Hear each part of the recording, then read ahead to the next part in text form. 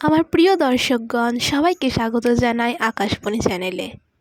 আজকের রেসিপি গাজরের হালুয়া। এই রেসিপিটা আমি বিভিন্ন জায়গায় দেখেছিলাম, কিন্তু এটা আমি নিজে যেটুকু শিখেছি সেটাই আপনাদেরকে শেয়ার করব। প্রথমে আমরা এখানে 3টে গাজর নিয়েছি।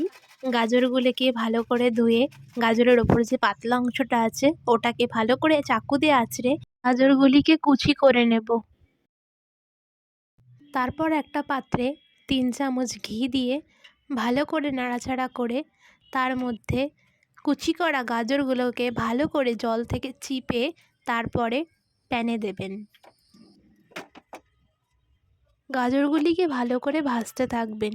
যতক্ষণ না গাজরের রং চেঞ্জ হচ্ছে ততক্ষণ ভালো করে নাড়াচাড়া করতে থাকবেন। গাজরের কালার হালকা চেঞ্জ হলে 1 প্যাকেটের হাফ দুধ দেব। যদি পরিমাণে আরেকটু লাগে তখন পরে দেবো।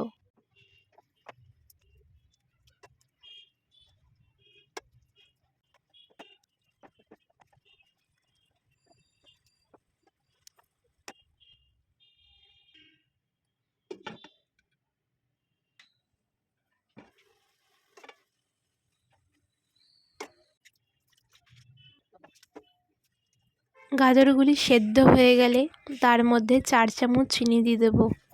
গাজরগুলি পুরোপুরি সেদ্ধ হলেই চিনি দেবেন। চিনি আগে দিলে কিন্তু গাজরগুলি যেরকম শক্ত সেরকমই থাকবে, খুব একটা গলবে না।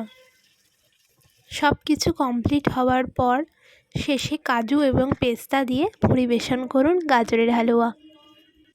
আশা করি ভিডিওটি আপনাদের ভালো লাগবে। ভিডিওটি ভালো লাগলে অবশ্যই কমেন্ট এবং সাবস্ক্রাইব করবেন। নতুন নতুন ভিডিও পেতে আমাদের সাথে যোগাযোগ রাখুন কমেন্টে।